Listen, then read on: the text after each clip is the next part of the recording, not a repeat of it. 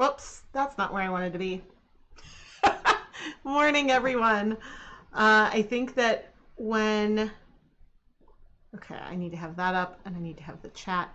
I think that when I started doing my tests to go live this morning, it like streamed that on another link. Whoops! But hopefully you can hear me, and I do want to check the audio.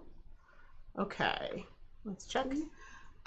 It like streamed that on another link.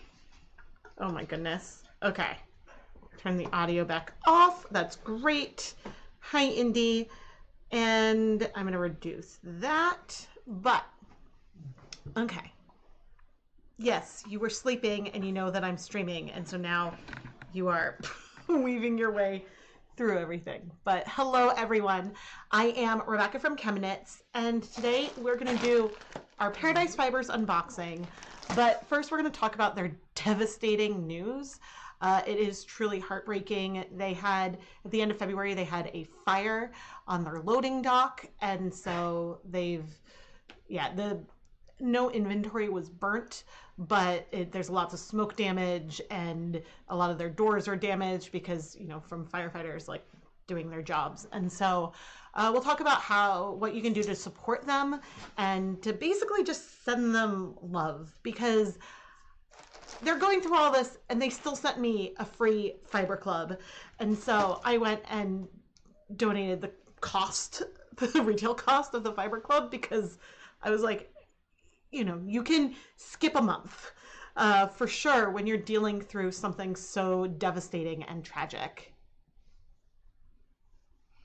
Oh no, you saw my test, but I guess I should add that I mentioned Paradise Fibers has been sending me this club for free for years, as in pre-pandemic years. Every month they've been sending me their fiber club, which comes with unspun fiber and fun extras. There's always a theme. Sometimes there's project suggestions, and it's a beautiful, loving care package basically that they have put together.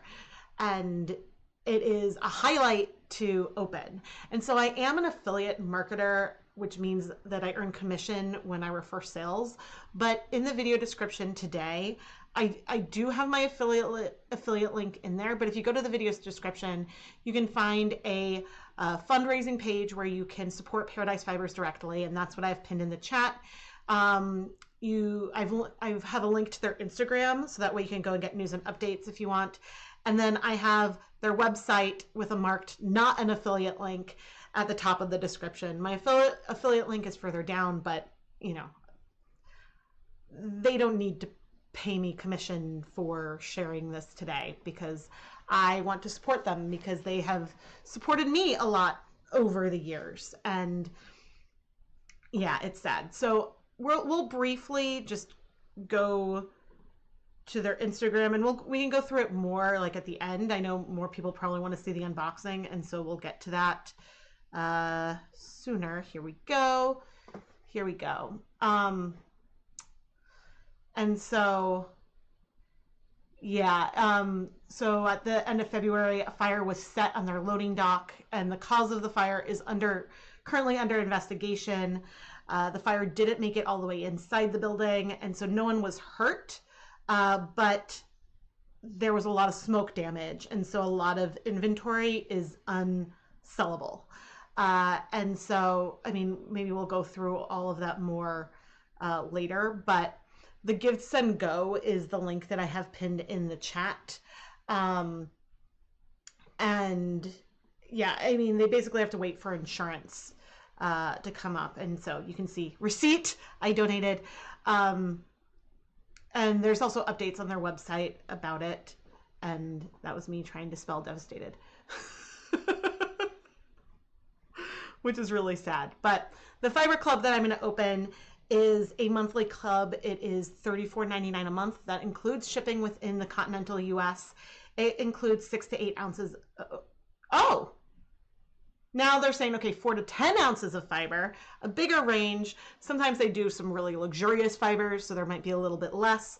And there truly is a range, not just of fibers and blends, but of colors, whether it's blended, space dyed, natural. They've included dyeing projects in these kits in the past. And so there's just a lot of variation, which I think is wonderful when you're learning to spin, to play around with different types of colors and fiber types. And I normally really love the colors that they include, but the other perk of when you're learning to spin, having some kind of spinning club, is that when you get fiber that maybe isn't your favorite color, you are more likely to take bigger risks when it comes to spinning that and be less intimidated to spin.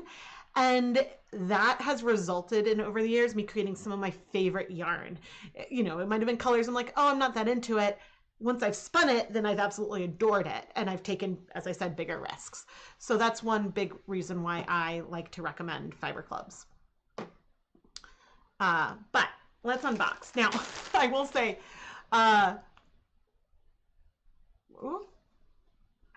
there we go. I am in focus again. They did have a note on their Instagram. Maybe actually I should go back there. Attention Fiber Club members. Due to the recent fire, you may have noticed that our Fiber Club is a bit delayed. We've been working hard amidst the fire cleanup to get these out. They should be shipping tomorrow and some on Monday. Mine arrived yesterday. We thank you so much for your continued patience. I mean, you know, it's totally understandable. And as I said, you know, mine is a PR package. They could have skipped mine this month. But when this arrived, one thing that was funny was that I did a double take because I've used this pattern of bags on some of my own things that I've shipped out. And so, yeah. Okay. Ooh. Let's see. Ooh, the theme is the spring garden. And I will say, and I mean, they wouldn't send anything out that smells like smoke. Nothing, there's no odor here. Ooh. No odor here except for like fiber. Okay, so we have two bags, a green organza bag and a purple organza bag. And I'm going to open these in a moment, but this one looks like it's going to have like almost like chartreuse and purple in it. And this one, I can't tell if there's going to be green in it or if it's the green of the bag, but there's like rust and red tones in there. Let's see what else we've got. All right. And then in another little, ooh. Do we have, oh! Ooh, are these little like seed things or are they stickers?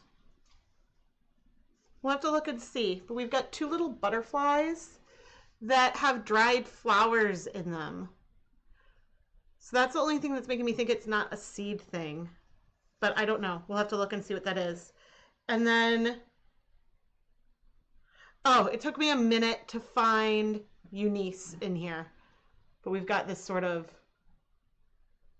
this cool pattern. And the sheep is in this area. But it took me a moment to see her. Because there's often like a pun along with everything. Let's see. All right. Oh, let's open the fiber and then we'll see, because sometimes I like to see if I can guess what's in it, which I'm not always good at doing that. Ooh. Oh, this is really soft. Okay, so we've got sort of like a chartreuse green, a forest green, rust, maybe more like a slightly orange red, but with a combination of some of the chartreuse that's giving us some of those rust tones. This is so pretty. Super pretty. Let's see what's in the purple one. Yeah, it's like, ooh. Oh, I love this. Okay, so we've got some gray notes in this one. And I can't tell. It feels silky. I was like, can I tell what's in it? But yeah, it's got purple, lavender, gray, and that sort of chartreuse green again. And so here are the two together. I mean, there's definitely shine, but I'm not always good at guessing. Let's see. Oh, no, they do have an update. This month's fiber was inspired by Monet's painting, The Artist's Garden. This fiber is a blend of 60% merino and 40% Chinese Tessa silk. Hey, I got it. The result is a cloud-like fiber that has an iridescent shimmer. I spun each blend into a sport weight, and here, oh, this is nice. There's some pictures of what they look like spun here. And so you can see that depending on how you spin, when you spin like a blended fiber like this, you can get something that feels heathered. You could pull it apart so you get something more variegated and sort of split the colors a little bit, but you definitely don't have to. It is super soft. How much is in each of them? 3 ounces of each. Wow, this feels like big. Oh wait, did I miss? Okay, so those butterflies are seed butterflies. I may have missed the progress keeper. I was so focused on the like stickers. Oh, this is adorable. Okay, so on the bulb pin, which you're not gonna be able to see, there's a little flower bead and a little leaf bead on like a pin. That is so sweet. And it passes the test. It flips around the whole thing. It's an adorable little progress keeper. Okay, and these butterflies are ones that I think you can plant in a garden and then they will like sprout something. Okay, and so to make up for the delay this month, you can use, there's a code that Fiber Club members can use for an additional 15% off. And so in here also they have some information about the fire. It's been a challenging couple of weeks. They had a fire outside the building on their loading dock, which resulted in a catastrophic loss of inventory due to smoke damage. We are working with the insurance company, but it is a long, slow process while we track damaged inventory and wait for our front doors to be fixed and the last bit of cleanup to be done. And they said that they'll work with you to take pre-orders for the fiber you want, give a call or email, and yeah, thanking people for their patience and stuff. I mean, this has got to be so hard. Like oh, there's the purple one. I have never dealt with a fire myself. My aunt's home burnt down, and I'm totally blanking in what year, in some wildfires in California, and was a total loss. Like the structure was gone, completely gone when they got back. Although I think some like cooler made it. There were some random things that were okay, but I mean, not okay, that were still present, but the fire was so hot that, yeah. And so that was awful. But then my family, we had a flood in our house once. The ice maker hose got disconnected while we were out of town. And so the whole house flooded, and we came back to like an inch of water, but it all went down into the basement, which was half of our house. And the craft room that we had,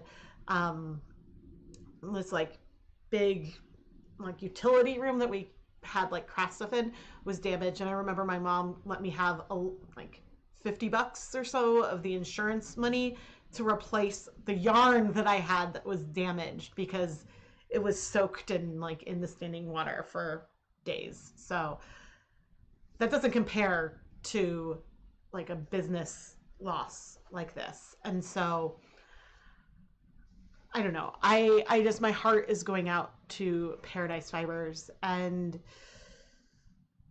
yeah, I mean, I can't imagine what they're going through. And so again,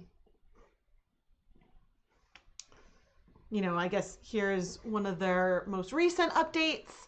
And so they were able to, like, I think remove a lot of the debris from the loading dock. But things are really, really slow. Because, yeah, and if we go back, I think I'll go here. I have sound off because I don't want like a copyright flag. But yeah, so the loading dock, and it seems like that the fire was set as well. And you can just see bags and bags of fiber because even though the fire didn't make it inside, there was so much smoke damage, and fiber is so porous that that smell is going to be in there. And so I know some people have asked, like, well, can we buy some of the smoke damaged things and wash it ourselves? And for now, I think they need to wait for insurance to decide what they need to do for it, because insurance might say, like, you know, we'll reimburse you, but you have to destroy the stuff. And so I don't know how all that works. But yeah, they don't want to send hazardous or damaging yarn, but just these bags and bags full is so sad. But the good news is they do have a lot of unaffected fiber. And so, you know, they're going to have to re-inventory everything, I suppose. But they are still taking orders. And if you're local to them, they're doing orders for like curbside, because I think that their doors don't work, because the firefighters obviously had to go inside. And so until the door gets fixed, they can't use that. Here's another little video just showing some of that damage. And yeah, it's hard. It's so hard. And it's funny because I don't think I've seen much of the inside of their store before. It's a place that I've always wanted to go visit because it would be fun to meet their team in person. But yeah, it's just, it's heartbreaking. It's so heartbreaking. And I think that those are most of the info. Because on their website, there's also some info here, and yeah, but this again is the link, the Give Send Go, that they created because people were asking, how can we support you? And yeah, they have this. And so the update here is the same as the one on Instagram, and it's just heartbreaking. And I know that they have been just very kind. They've sent me like personal notes sometimes in some of the packages, and they've been very, very sweet and personal to me. And so that's why I wanted to share this news, not just the news, but we get a lot of joy from the unboxings. And I know a lot of you aren't spinners, but, you know, and it's not your local yarn shop, but I think that even following them on social media is a way that you can give support that is free. Yeah, and so I guess, and if you are like a club member, I would say some compassion if there are delays. I can't imagine putting together one of these every single month. I know that I'm behind planning my spring/summer series. So I know I'm behind there myself, but yeah, it's just everything that goes into the care and the love and the thought to have these details that go with the fiber and to really mix it up. And then it is just a delicious spin. People have been wanting a spinning live stream. And when working through my schedule, I do have a slot in the future that might be able to be a spinning live stream. I have to figure out how I'm going to set it up again and how I'll set up the cameras and things, but it is something I plan to do. And the project I want to do was it was like a grab bag that Paradise Fibers had at one point, where they had tons of little like 1/4 ounce bits of fiber from multiple different Fiber of the Month clubs. And I thought it would be really fun to like randomly pull a color and spin and not plan it out and just let the whatever I pull speak to me. But it's also possible that the first session that I do, if I'm able to do a live spinning session, will be I'm like winding all the yarn off of my bobbins or applying yarn that has been sitting on my bobbins that I haven't done, and so we'll see. Yeah, I have no idea why someone would set a fire, and and I have no idea. It's still an investigation. I think they don't know that if it's targeted or if it was, I mean, I don't know how something like that could be accidental, but unless someone was like hanging out on the loading dock messing around with, I don't even want to think about how something could be like negligent. Like, I don't know if there was something that was negligent or intentional. Either way, the end result is devastating. Smoke from structure fires carry a lot of carcinogens. It takes special detergent to remove it from fabrics and fiber. It might not be possible to make safe without damaging some of the fibers. Yeah, I agree. I think that's also why they, they do not want to,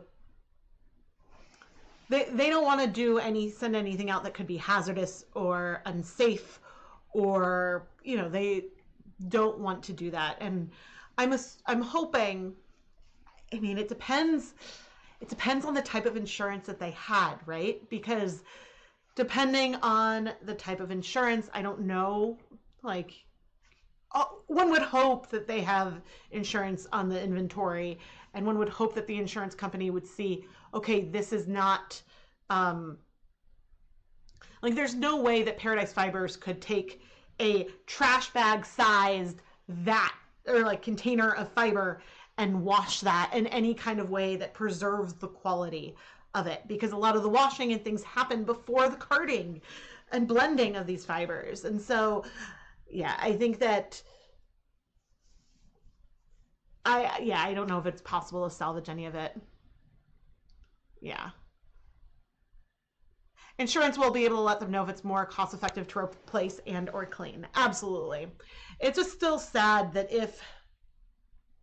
it's sad to think that a lot of this will have to just be like thrown away, I think that that's something that's always hard to imagine. I mean, very rarely have I destroyed yarn in all of the videos that I've done.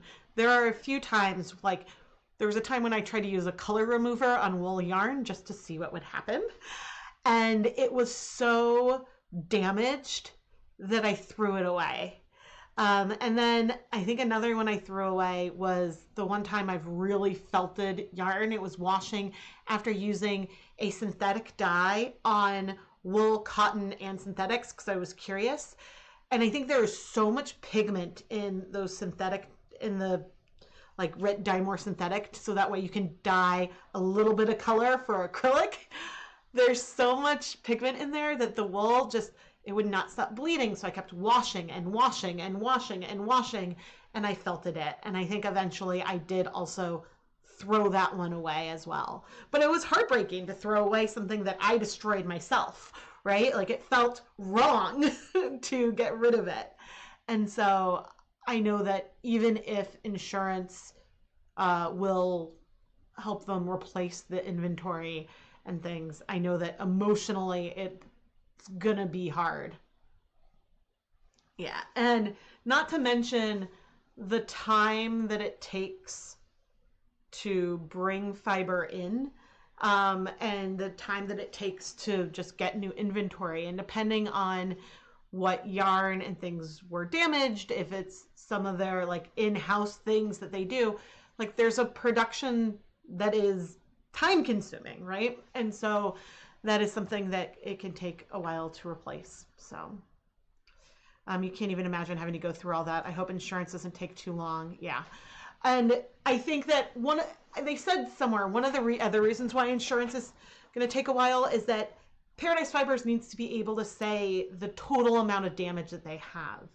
And so part of it is going through all the inventory to figure out what the loss is, and, that the amount of inventory that was lost, to figure out, gosh, I don't know. Because I know the only fire insurance thing I remember from was when I had renter's insurance, and I knew that it would cover, in the event of a fire, it would cover like the rent of another place. It would cover like a place for me to stay while the like damage was being fixed or whatever. And so I have no idea if there's like provisions to help pay employees and things like that. Like I can't even, my brain can't fathom that. You said you're a member of the Fiber of the Month Club and highly recommend it. It is, the Fiber Club is delightful.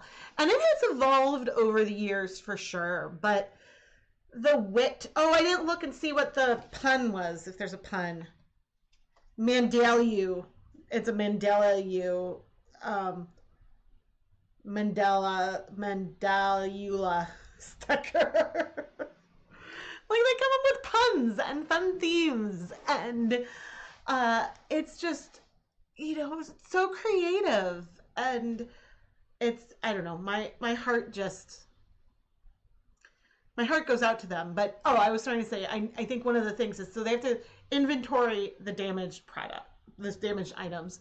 They likely need to get, like, not appraisals,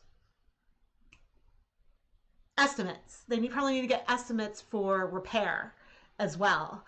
And if they don't own their building, if they rent, I don't know if they own their building or if they're renting it, then there's likely also like a landlord or something that, you know, that they would have to deal with, because like for the replacements. And so if there is also a landlord, the landlord also would have insurance, and they would have insurance for like the business and inventory. And so then you're dealing with multiple companies. And yeah, I mean, I remember I got in a minor car accident with the kids. I was just rear-ended.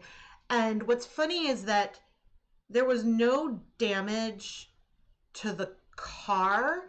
Like maybe a small scratch, but it was hard to see.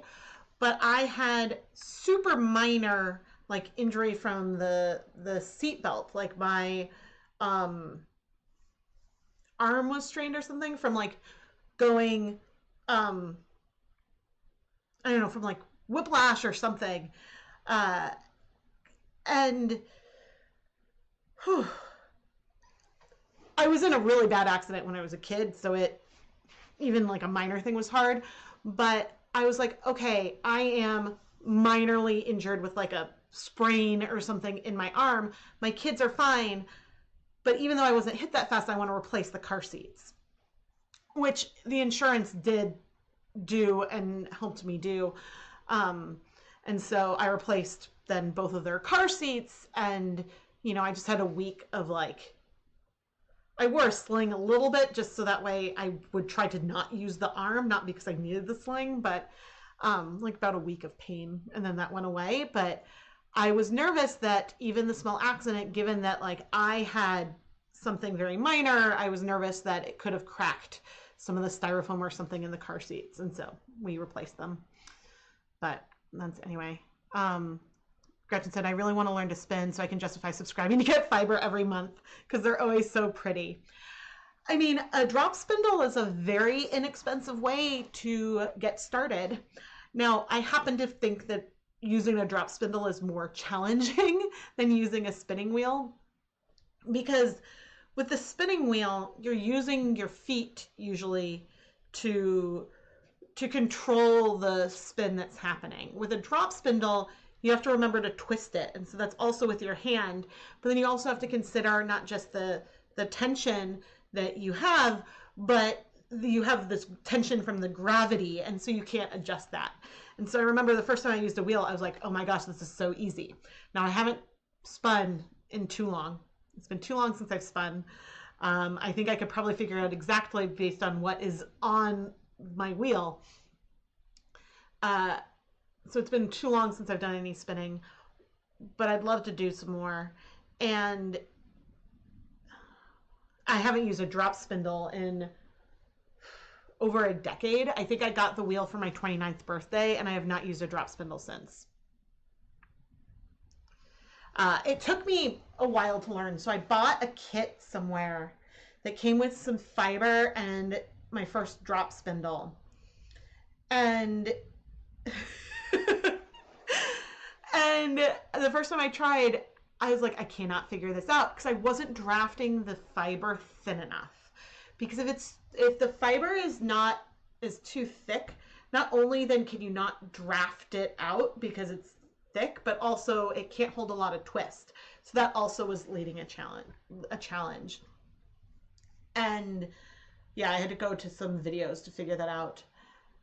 And Paradise Fibers gave me a drop spindle once too. Maybe that was for my birthday one year. They gave me one of theirs. I forget if theirs is the type. I always wanted, I think it's a Turkish drop spindle, because you can basically wind the yarn into a center pull ball at the bottom of the drop spindle versus winding it around and then having to like wind it off. And so that is something that I have been interested in playing with. Oh, my mouse went to sleep. Oh man, but yeah. I have buckets and buckets of fiber to play with. In addition to some of my own hand spun things.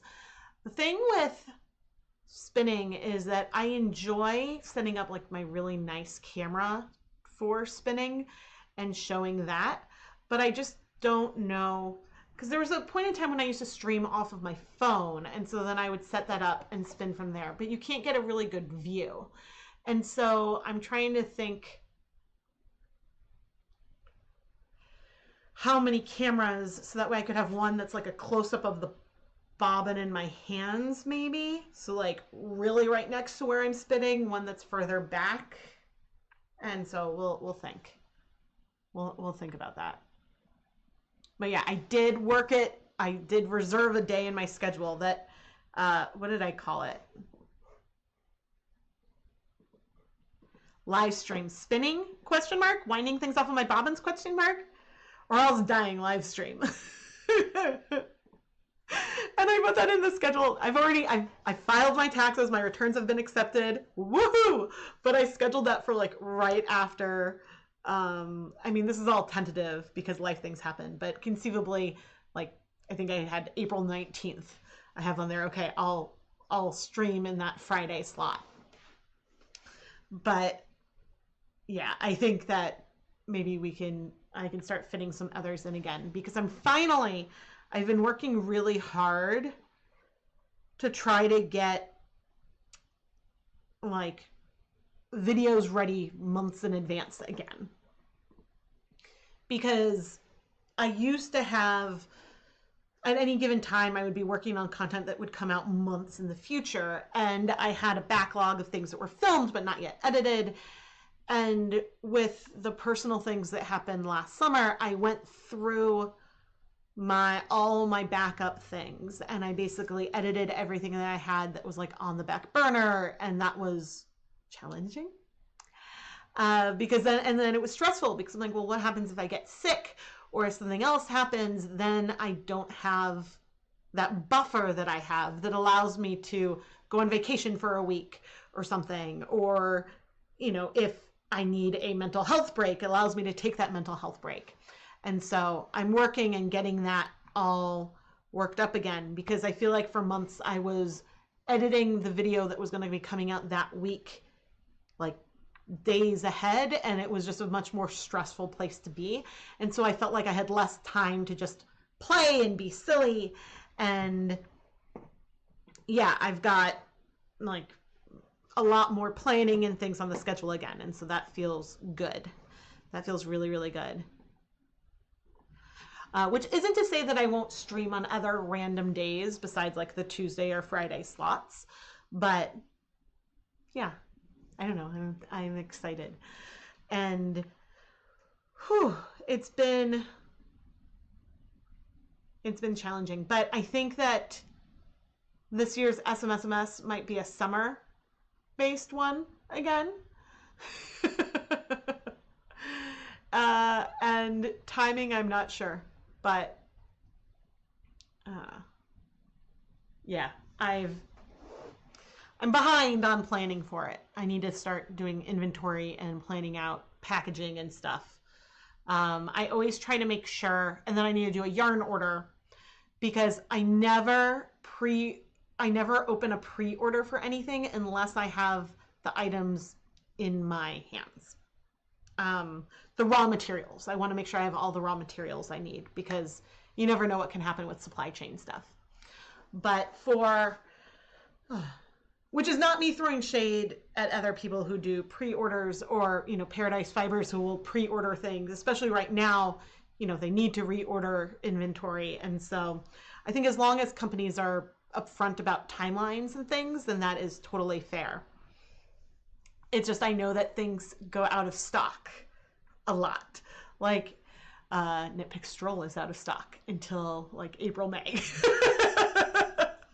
So I have to be like thoughtful about that, right? But yeah, I guess that's what's on the docket. I have some videos to edit.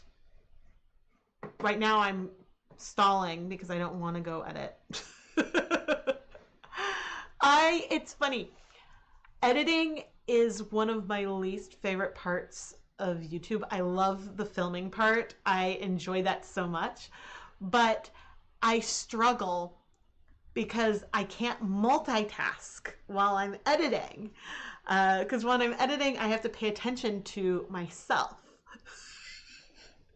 And so when I'm doing the like first go through and I'm trimming things, I'm trimming out dead space, I'm pulling things I know are time lapses and stuff, I can listen to a podcast while I do that. And I'm like, okay, I'm like engaging different parts of my brain. But when I'm actually editing, I can't really do something else because I have to listen to myself talk. And I think that that's why it's so hard, because it's hard for me to listen to myself. And so, yeah, that's something that sometimes it's hard to motivate myself to just sit down and do it. And so that's something I can find a little bit challenging.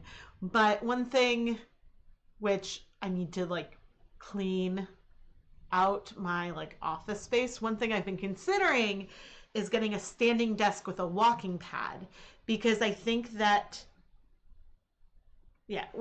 I'm thinking of a few things. One, I need to start another knitting project that doesn't require a lot of attention. Like there's a, man, and I'm realizing I was going to make one for my mom and I never got the chance. There's like a long circular scarf that I wear all winter. It's both like airy but also super warm, and so I can like put it around like my head. I can there's many different ways I can wear it, and it's very warm. And it's called the like autopilot shawl or something, because I think every other round is just knit, and then it's like knit two together, yarn over, and that's what alternates. And so it gives this really pretty sort of lattice pattern, but it is just very autopilot-y. And so if I have a project to work on that I don't have to stop and think and count, that I can just work on, that is something I can do while I'm editing. I just don't have one of those right now. And so, because I need something that I can put down to when I need to like move things around or cut things out. But then there are sections where, okay, I can just leave this as it is. I don't have to do anything. So start teaching the boys so eventually they can do the editing stuff for me. Yeah. Oh, but you know what I found? I was going through, because I'm going to try to post on like Instagram and TikTok again more. And very rarely will I have a short here on YouTube.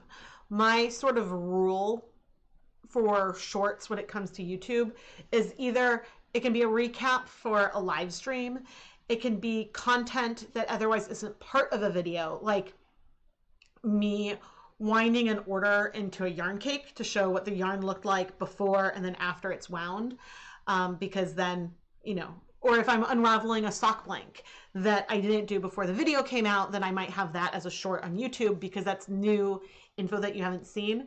And also probably a couple frequently asked questions things. I might do some of those. But otherwise, if it is a time lapse from a video that just came out, I'm not going to put that on YouTube. I'm going to put that just on Instagram and TikTok, because, you can watch the video, and I know that shorts are not a lot of your favorite things, but they are good for advertising the channel and hopefully helping other people find the content. So I'm going to try to find like a balance there.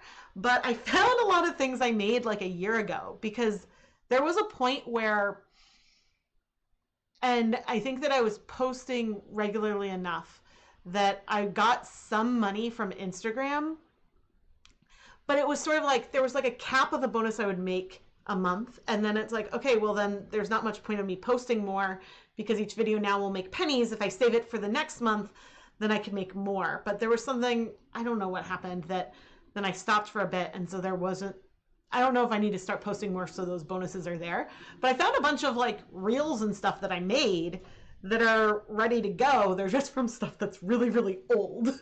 So if you follow me on Instagram and I'm like, why are you posting about the like November 2022 die-along or something? It's because it's a reel that I made that I just never posted. And so I have a bunch of those that I can share. And so, yeah, a handful are things I might post on YouTube because it's so far removed from when that video came out. Like, let me see.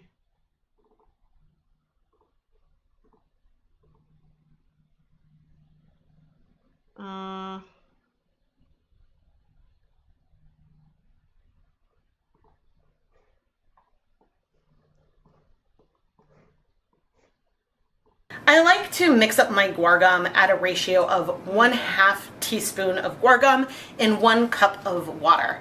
And I do this in my magic bullet like, because for that example, is I way must share easier this one to at some dissolve point, the powder really quickly which is versus trying something to I do made, it by and it's also- hand. this clip is in That's a multiple really videos slow talking about how I mix process. Since guar I don't gum have a with things. dedicated This one I dyeing might magic bullet, also I always post make on a YouTube large stock because of it's guar gum sort of like a in handy advance of transitioning my kitchen from a food kitchen to FAQ, a dyeing kitchen. you know? And the container And that so I I might use for post this that guar on, gum then becomes a but I dedicated wanted dye to, if it container. was I hope more that when makes I was sense. doing those But this videos, ratio is but one that is it's nice really and thick, and you can dilute either with liquid dyes yeah. or add a little bit of water as needed.